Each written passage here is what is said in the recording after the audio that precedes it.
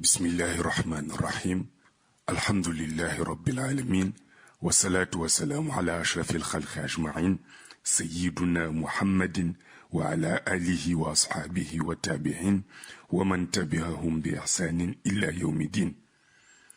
Assalamu alaikum. Mes chers frères, mes chères sœurs, lors de la séance de la Hadratul Ilahiyya du jeudi 26 mars 2020, un Mafatihul Kunuz prit la parole et posa une question à l'ensemble des Akhtab, plus haut degré de saint, au prophète Mohammed sallallahu alayhi wa sallam, à Mawlaya Cheikh Ahmed Tijani et aux autres prophètes. Pour rappel, la Hadratul Ilahiyya peut être assimilée au Conseil des ministres du gouvernement d'Allah, qui se tient tous les jeudis soirs au 6e ciel en présence du prophète Mohammed sallallahu alayhi wa sallam. Les Mafatihul Kunuz sont les saints qui ont en charge le calcul et la valorisation des lumières mystiques produites par les musulmans lors de l'accomplissement de leurs actes d'adoration. Il dit: j'ai remarqué qu'en cette période de confinement pour lutter contre le Covid-19, toutes les mosquées et zawiyas sont fermées. Il en est ainsi pour Masjid al-Haram, Masjid al-Nabawiyya, même Masjid al-Aqsa est également inaccessible. J'ai pu observer également que, face à cette situation, Allah subhanahu wa ta'ala a procédé à certaines réorganisations, notamment celle qui est mise en place entre Bayt al-Ma'mour et la Kaaba. Aussi, en tant que Mafatihul Kunuz, vu le contexte d'isolement de la Mecque et de Médine, je m'attendais à ce que la prière mystique du vendredi dirigée par le Qutb Zaman à Masjid al-Aqsa au 6e ciel soit déplacée à Masjid al-Haram ou Masjid al-Nabawiyya. Mais je vois à ma grande surprise que cette prière est maintenue à Masjid al-Aqsa. Alors, illustre assemblée, ma question est de savoir pourquoi, dans ce contexte si particulier, cette prière n'a pas été déplacée en alternance entre les deux premiers lieux saints de l'islam, à savoir Masjid al-Haram et Masjid al-Nabawiyya. Chers auditeurs, avant de vous livrer la réponse que le Qutb al-Akhtab al-Kabir a donnée au Mafatihul Kunuz, nous voudrions faire deux précisions. La première, concernant la prière mystique du vendredi à Masjid al-Aqsa. Il ne s'agit pas de la Masjid al-Aqsa située à Jérusalem, non. Mais il s'agit de son homonyme situé au 6e ciel. Toutefois, toutes les deux nommées Masjid al-Aqsa ont une relation mystique très étroite. Chaque vendredi, une prière est effectuée dans cet édifice de lumière qui se trouve au 6e ciel, en présence des Qutbous et de certains grands saints ou awliya.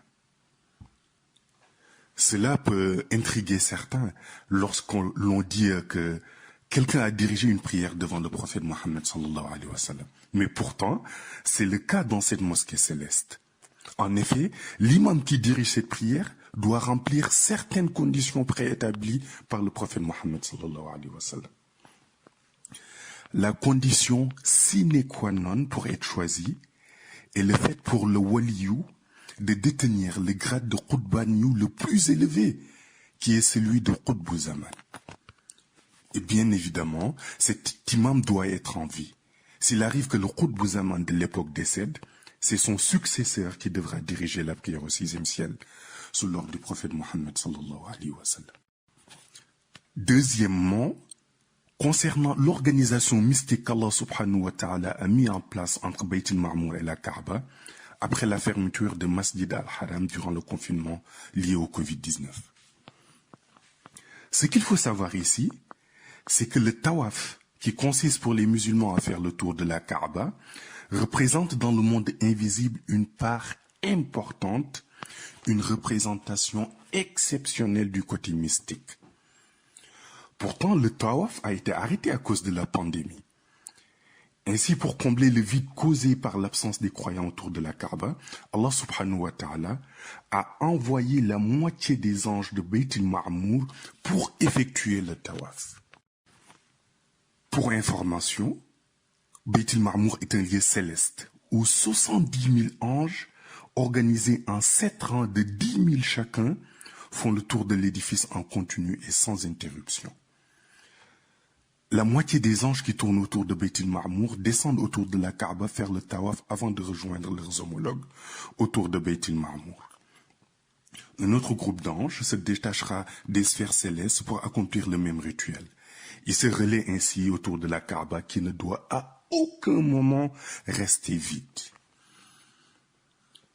Revenons à présent sur la question du Mafatih al-Kunuz et la réponse de Qutb al-Aqtab al-Kabir fut la suivante. Effectivement, Masjid al-Haram est le premier lieu saint de l'islam, suivi de Masjid al-Nabawi, et arrive en troisième position Masjid al-Aqsa. Le fait de maintenir la prière mystique du vendredi à Masjid al-Aqsa au 6e ciel ne s'explique pas uniquement par la relation mystique entre les deux mosquées, à savoir Masjid al-Aqsa à Jérusalem et Masjid al-Aqsa au 6e ciel, mais repose plutôt et surtout sur la relation mystique qui lie le prophète Aïssa à la mosquée Al-Aqsa de Jérusalem. Aussi, il est important de noter que la mosquée d'Al-Aqsa revêt une importance particulière en cette période de la fin des temps au Akhiru Zaman. Cette importance repose sur la relation entre les deux personnages principaux de la fin des temps, qui sont l'imam Mahdi et le prophète Isa ibn Maryam, mais également à l'ampleur des événements qui doivent avoir lieu dans cet endroit. En dehors de la rencontre historique des deux hommes dans la mosquée d'Al-Aqsa, qui donne à ce lieu toute sa valeur symbolique, d'énormes secrets sous forme de codes y sont consignés. En effet, ces codes protégés sont ensevelis mystiquement à l'intérieur de la mosquée d'Al-Aqsa. Ils sont emballés dans une étoffe de percale blanc de lumière et représentent chacun un nom de Dieu. Ils sont au nombre de 99. Pour mener à bien leur mission, l'imam Mahdi et le prophète Isa ibn Maryam devront décoder ces secrets enfouis dans la mosquée d'Al-Aqsa. La puissance de ces secrets est telle que chacun d'eux suffirait pour diriger et redresser le monde actuel. Grâce à ce baluchon de lumière présent dans la mosquée d'Al-Aqsa, une organisation particulière, propre au monde Raïb, a été mise en place que seuls ceux dotés de la vision intérieure peuvent voir. En effet, tous les jours, à toute heure, de jour comme de nuit, des âmes pures, triées sur le volet, font le tawaf autour de cette mosquée. Il s'agit là des âmes des 313 prophètes envoyés, choisis parmi celles des 124 000 existantes. C'est grâce à tout ce symbolisme lié à la mosquée d'Al-Aqsa à Jérusalem que la prière mystique du vendredi est maintenue à la mosquée d'Al-Aqsa au 6e ciel. Dans la réponse apportée au Mafatih al-Kunuz, le Qutb al-Aqtab al-Kabir continue dans son argumentaire à donner des précisions sur les relations particulières liant l'imam al-Mahdi, Isa ibn Maryam et les autres lieux saints de l'islam. À ce titre, il explique ainsi que d'autres secrets sont enfouis à d'autres endroits de la terre, notamment à Fès au Maroc, à Masjid al-Haram, à Masjid al-Nabawi, mais également à l'endroit où réside l'imam al-Mahdi. Certains de ces secrets seront d'ailleurs déchiffrés par l'imam al-Mahdi avant l'arrivée du prophète Isa ibn Maryam. Avant de poursuivre, nous vous invitons tous à méditer sur cette pluie exceptionnelle le jour de Arafat lors du Hajj 2019, car elle est sans aucun doute annonciatrice d'un événement majeur qui se produira dans les prochaines années et qui marquera l'histoire du monde musulman. Ce sera lors de son pèlerinage spectaculaire qu'il fera prochainement à la Mecque que l'imam al-Mahdi déchiffrera le baluchon de lumière conservé à l'intérieur de la Masjid al-Haram devant une assemblée importante. De nombreuses réalités mystiques apparaîtront lors de ce pèlerinage. Lorsque l'imam al-Mahdi décodera le secret contenu dans le baluchon enterré dans la Masjid Nabawiya, il sera à ce moment-là reconnu par l'ensemble des musulmans assistant à la scène. Après cela, de Médine jusqu'à la Mecque, tous les musulmans lui porteront allégeance. Toutefois, Le traitement des secrets codés de la mosquée Al-Aqsa par l'imam al-Mahdi attendra l'arrivée du prophète Isa, car telle est la volonté divine. Le prophète Isa et l'imam al-Mahdi n'auront pas assez de temps lors de leur gouvernance commune du monde pour activer tous les secrets contenus dans le baluchon de lumière enseveli à l'intérieur de la mosquée d'Al-Aqsa. Car selon les enseignements du prophète Mohammed sallallahu alayhi wa sallam, l'imam al-Mahdi ne vivra que 7 ans après la descente du prophète Isa, qui s'en ira lui définitivement à son tour 2 ans après la disparition de l'imam al-Mahdi. Nous pouvons dire ainsi que Isa ibn Maryam restera sur terre que 9 ans. Ces 9 années du monde Shahada représentent 40 jours dans le monde Ghaib.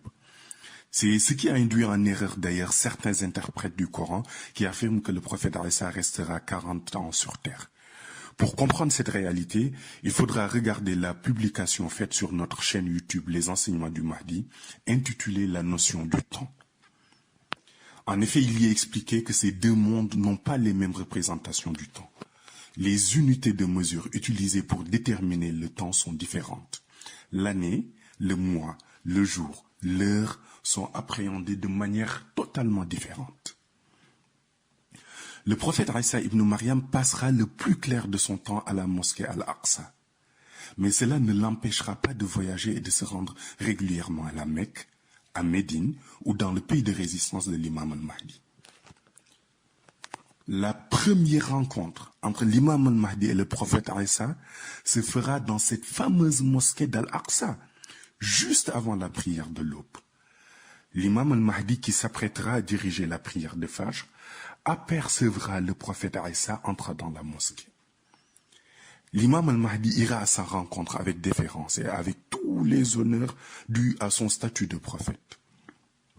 L'imam lui proposera de diriger la prière, offre que déclinera respectueusement le prophète Isa, qui insistera sur le fait que l'imam al-Mahdi est Amirul Mouminin de l'époque et qu'il est le représentant du prophète Mohammed sallallahu alayhi wa sallam sur terre.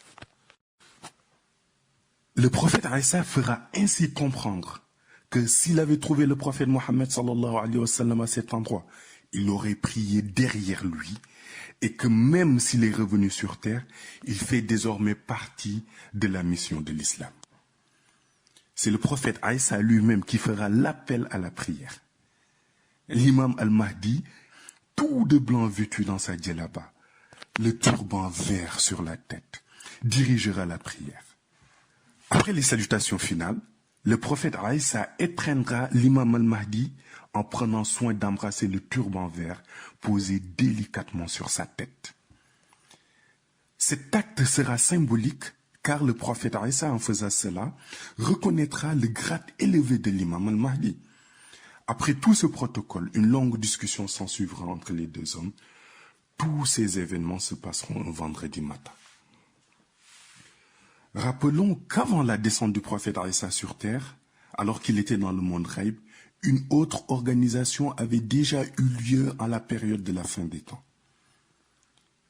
Avant que l'imam al-Mahdi n'atteigne ses 40 ans et avant le début officiel de sa mission, le monde sera dans un tel état de désolation que le prophète Isa demandera d'anticiper sa descente sur terre pour venir en aide aux bien guidés dans sa gestion du monde. En effet, Isa fera sa première demande au moment où l'imam Mahdi aura 38 ans et aussi au moment où le monde Shahada plongera de plus en plus dans les ténèbres. Les anges lui rétorqueront que l'heure de sa descente n'a pas encore sonné. Sa deuxième demande se fera un matin. La période est encore méconnue, car codée par le monde Ghaib. Mais toujours est-il que la mission de l'imam al-Mahdi aura déjà commencé. Mais le prophète Isa essuiera un second refus de la part des anges. La troisième demande sera la bonne. Les anges, cette fois-ci, approuveront la requête. Allah subhanahu wa ta'ala autorisera alors la descente qui se fera, comme vous le savez, à Damas, en Syrie, dans le minaret blanc. À la mort de l'imam al-Mahdi, Lors de la cérémonie funéraire, toute l'assemblée s'attendra à ce que cela soit le prophète Isa qui dirige la prière mortuaire.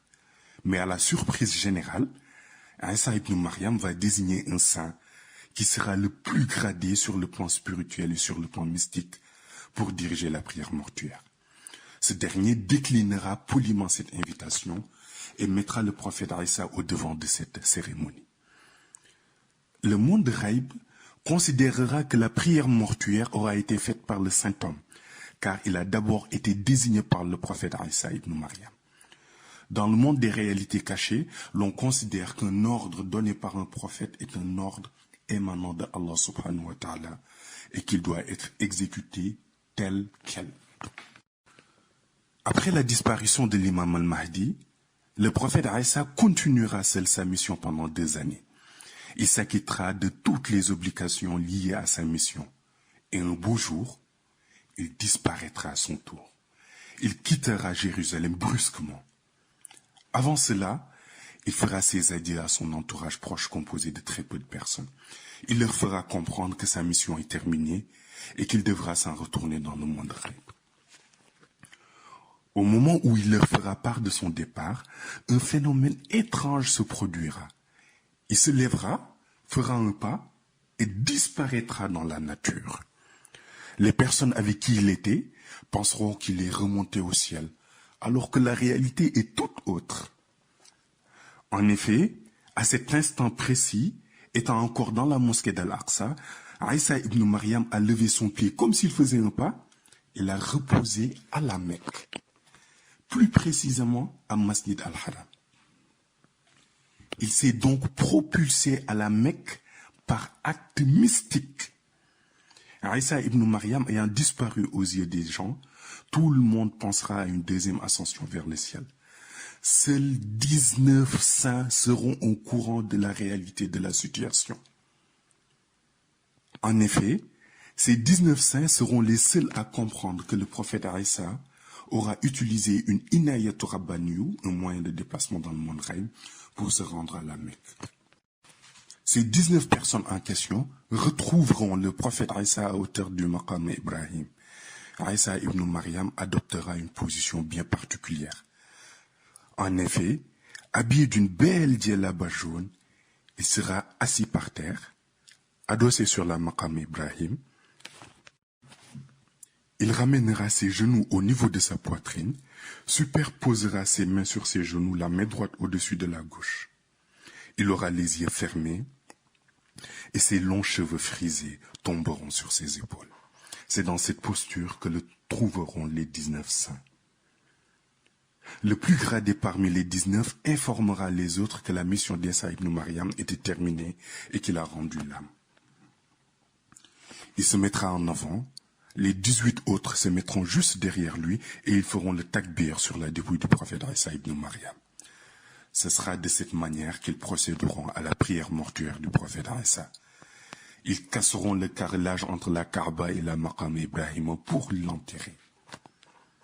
Chers frères, chères sœurs, ce qu'il faut savoir ici, c'est que ce saint qui dirigera la prière mortuaire de l'imam Mahdi et du prophète Isa est déjà né. C'est encore un enfant actuellement, mais il est en train d'apprendre à marcher. Ensuite, ils procéderont à un rituel bien particulier. Ils feront une procession autour de la tombe fraîche du prophète Isa en prononçant la dernière formule que les saints ou awliya devront réciter ensemble sur terre. À la fin de la récitation de la formule, chacun de ces saints empruntera son inayatu rabbaniyu, donc moyen de déplacement de Ghaib, pour retourner vers sa base. Une fois qu'ils auront regagné leur base respective, ils rendront l'âme dans les 4 heures qui suivront leur arrivée chez eux. Et ce sera là le début de l'Apocalypse. La mer commencera à s'agiter fortement. Un vent puissant se soulèvera. La terre commencera à trembler. Et là, l'on pourra dire que la fin du monde approche à grands pas. Avant même que les gens ne réalisent que les 19 personnes ne sont plus de ce monde, les phénomènes naturels qui précéderont la fin du monde auront déjà commencé. Ce récit et tirer des enseignements de notre honorable Cheikh Qutb Akhtab al-Kabir, Mawlaya Sidi Mohamed El-Cheikh. Wassalamu alaikum wa rahmatullahi ta'ala wa barakatuh.